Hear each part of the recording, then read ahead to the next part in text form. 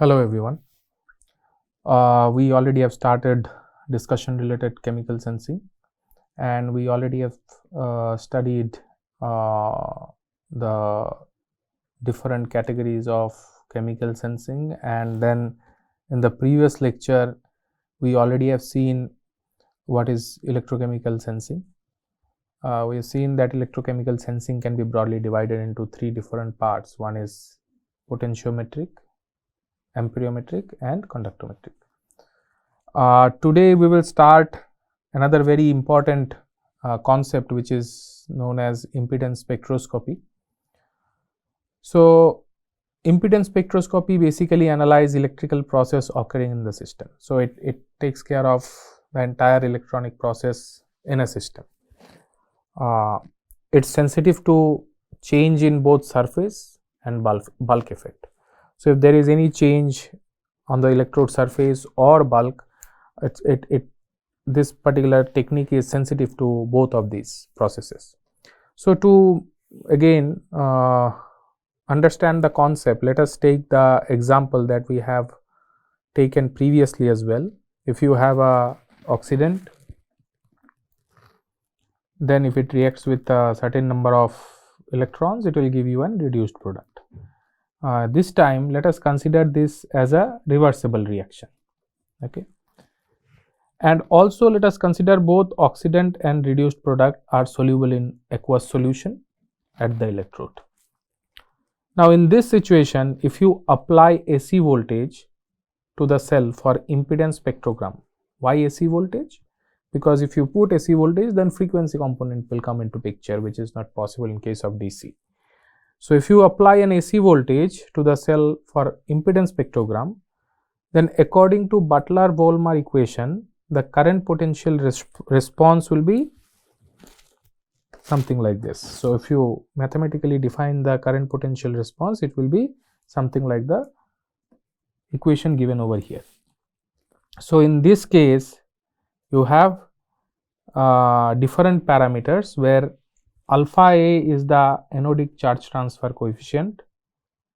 So alpha C will be the cathodic charge transfer coefficient. F is Faraday constant. N is the number of electrons involved in this process, and E0 is the equilibrium electrode potential.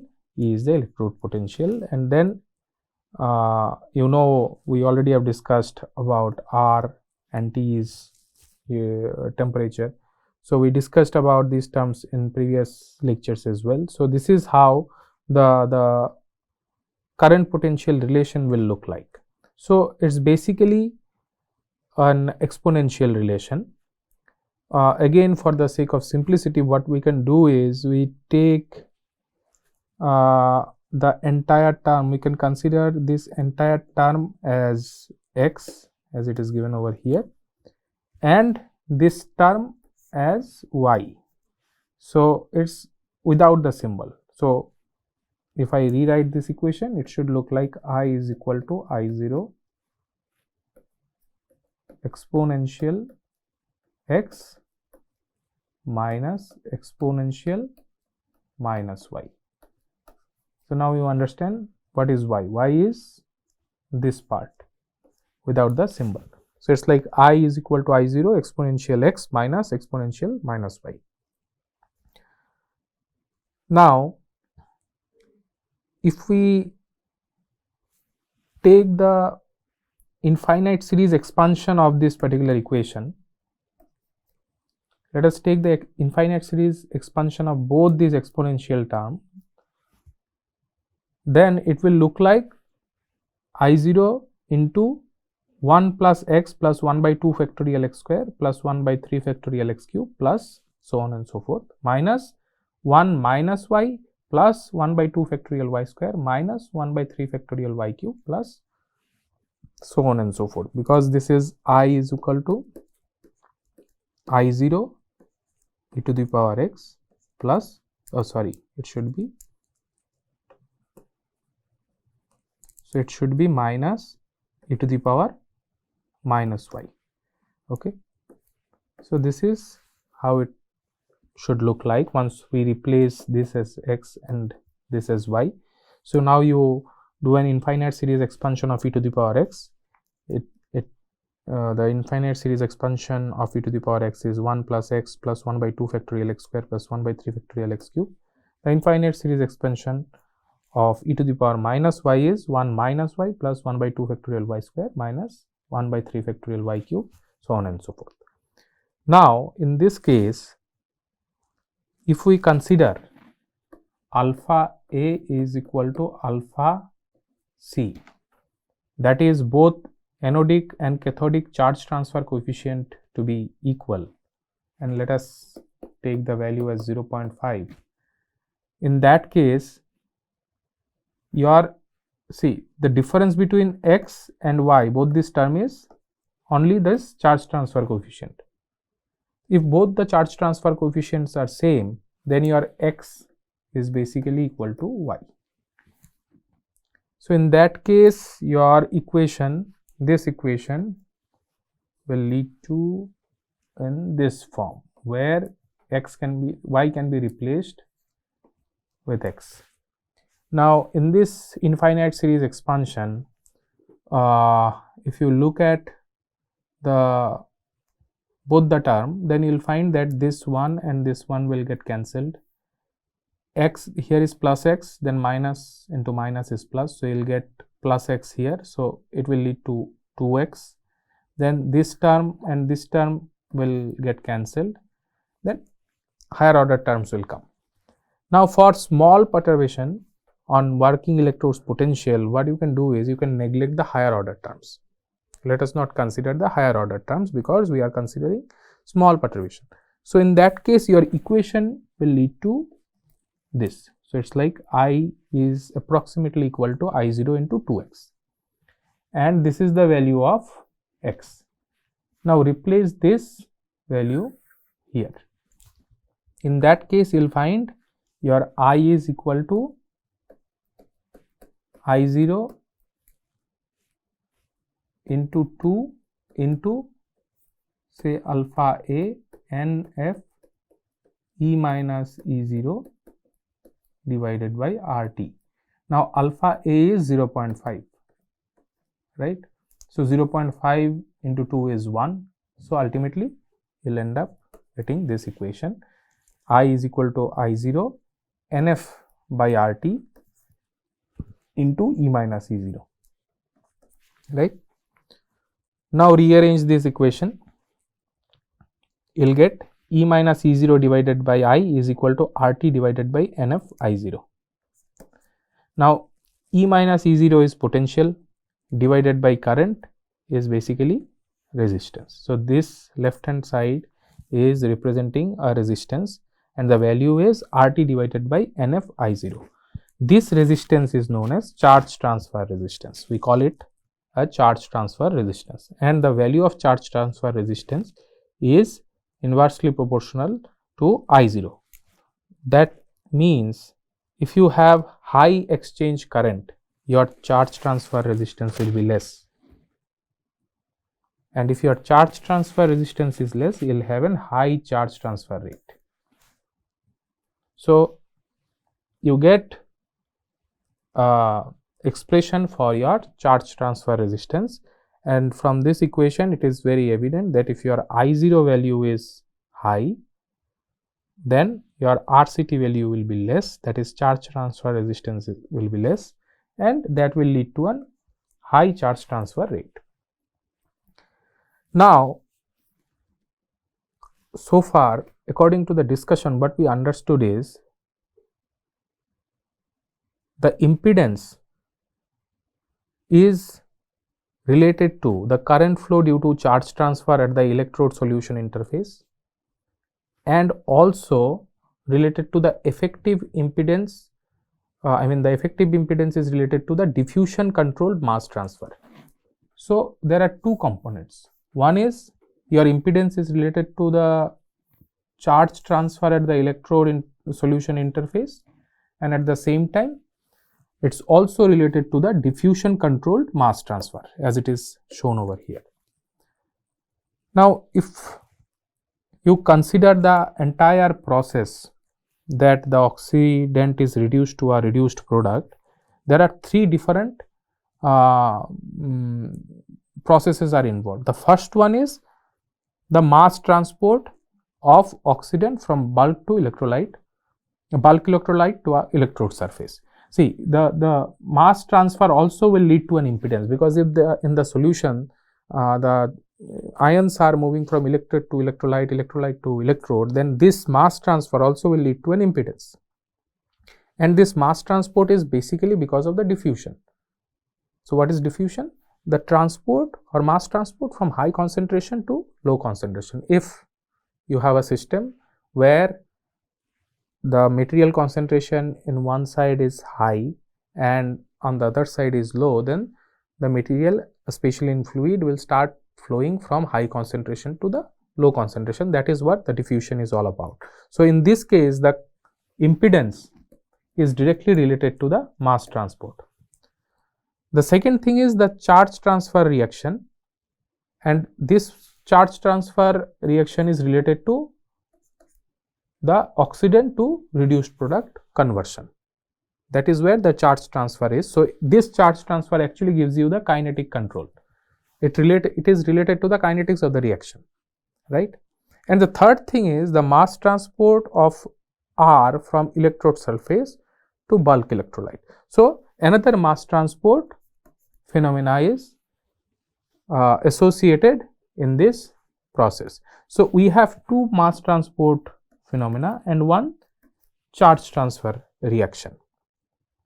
So what we can consider in this case is the overall impedance can be represented by a linear combination of a resistance Rs and a capacitor Cs.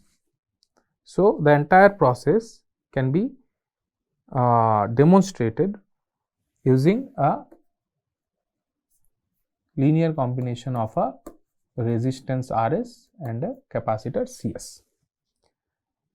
And if we take the charge transfer resistance, then this charge transfer resistance is not related to the frequency response. However, the entire resistance associated with it, that is the Rs, the value of combined resistance for different phenomena, has a dependency on angular frequency. So what we can do is we can separate out the RCT in this Rs term and we can rewrite the Rs equation in this form. So Rs is basically RCT plus sigma divided by root omega. Omega is the angular frequency, that is 2 pi f. So in Rs, this is frequency independent, this term is frequency dependent. So we have clearly differentiated the frequency independent term, that is RCT, and then frequency dependent term, which is sigma by root omega. And the capacitor Cs can be given by 1 by sigma root omega. Okay, and the value of sigma is given over here. So this is how the sigma is defined, where A is the electrode surface area, Dox and Dr both are the diffusion coefficient of electroactive species for oxidant and reduced product, and the overall Z in this case can be given by Rs, that is R suffix S, plus 1 by j omega Cs, because now we have a series combination Rs and Cs. Then your Z total impedance is nothing but Rs plus Cs, I mean the effect of Cs and effect of Rs, and that is given over here. So Z is Rs plus 1 by j omega Cs, and then put the value of Rs, that is RCT plus sigma divided by root omega plus sigma divided by j root omega, right? Now if you look at the total impedance, in this you have, or you can say that it's a combination of a frequency dependent element and resistance. If you get a similar type of expression, then the frequency dependent element is known as work impedance. In this case, the work impedance ZW will be real part of ZW plus imaginary part of ZW. That is the real part of ZW and this is the imaginary part of ZW. Then this can be written as sigma by root omega minus j into sigma by root omega, because it's 1 by j. So 1 by j is nothing but your minus j, right? So it's simple. So this is what your ZW is. Now the magnitude of ZW can be given by this, which will lead to sigma root 2 by omega. Now for high frequency signal, your Z omega or ZW will be much lesser, right? So there should be a balance between ZW and RCT. So these relative values of ZW and RCT actually shows the balance between mass transport and charge transfer.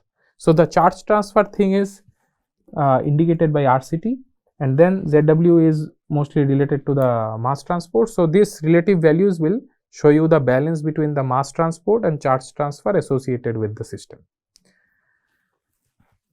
Now, if your omega is high, we already have seen, or we already have discussed in the previous slide. If your omega is high, that is at high frequency, your ZW value will be much less than RCT. That means the mass transport phenomena will be dominant. If your omega is less, or for low frequency analysis, you will find your ZW is much greater than RCT. So your mass transport will be dominant. In this case, at high frequency, your charge transfer is dominant, right?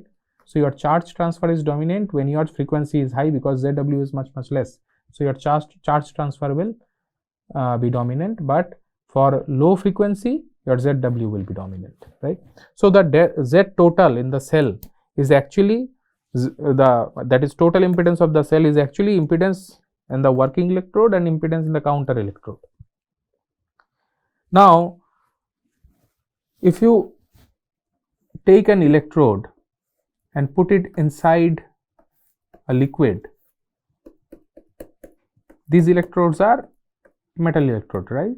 And metal electrodes have surface potential.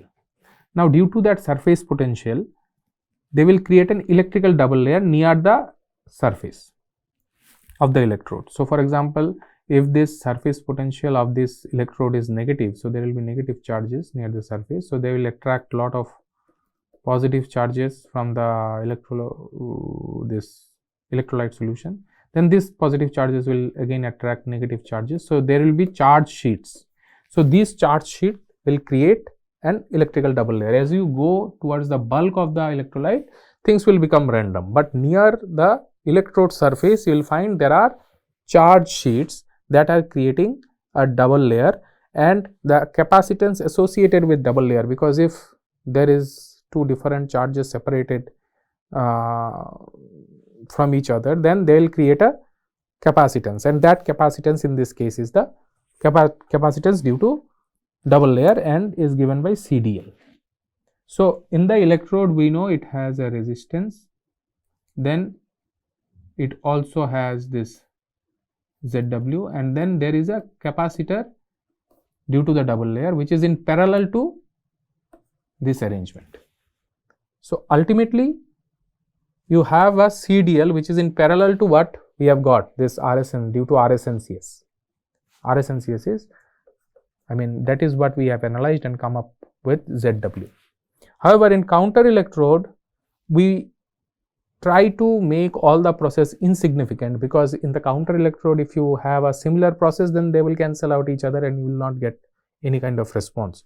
So what we do is we try to take a big counter electrode, at least considerably bigger than the working electrode, so that the process involved in that big electrode is insignificant. The process that is of interest happening in the working electrode is insignificant in the counter electrode, because it has a large surface area, so a lot of reactions or reaction rates of different things will be high. So ultimately you'll find that the effect of that particular detection that is happening in working electrode is insignificant in the counter electrode. So ideally, if it's an infinitely large counter electrode, is good, but usually we take a larger counter electrode so that the surface area of the counter electrode is large enough.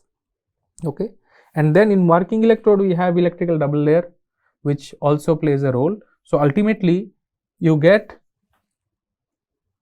equivalent circuit which looks like this. So see, this is the working electrode, and then say you have electrical double layer. So this is your RCT and ZW, right? And then in here you have electrical double layer, that is CDL, and then there will be certain resistance in the electrolyte itself, which is given by R omega. Okay, so ultimately you have a system similar to this, and that is what we have shown over here. You have RCT, you have ZW, then you have CDL, capacitance due to double layer, and then you have R ohm, which is the resistance in the electrolyte, because in the electrolyte also you will find certain resistance or effect, similar effect is there. At low frequency, the real value of Z is R omega plus RCT plus 1 by root omega. So it's like sigma by root omega. Okay, this is omega to the power half. So the equation is, at low frequency, the equation is RCT plus sigma divided by root omega into this one, R omega, and the value of imaginary part of Z will be sigma divided by root omega plus 2 sigma square CDL. So 2 sigma square CDL is the term due to the double layer, right? So it will be, here it's like root omega, it's omega to the power half, here also it's omega to the power half, so it's like sigma divided by root omega. So ultimately you have real Z plus imaginary Z is equal to R omega plus RCT minus 2 sigma square CDL, right? Now if you rearrange this equation, you have real part of Z is equal to minus imaginary part of Z plus this expression. So it is something like y equal to mx plus c, where your y is real Z and x is minus imaginary Z. So if you plot between real Z and minus imaginary Z, that is real Z. So what we are doing is, this is x, this is y. Sorry, this is x, this is y. So your x is, so we just have rotated the plot, because in most of the literature you will find that rotated plot. That's why we here also we have rotated the plot. So your x is basically in this direction, y is in this direction. So this will give you a straight line. So this is the straight line, and what is your m value? Minus 1. So this straight line will create 45-degree angle with the x-axis, because that is the slope, right? And what will be the intercept for this? So if you extend it, this is the intercept. So your intercept value is c. This value is given over here, RCT plus R omega minus 2 sigma square CDL. This is for low frequency.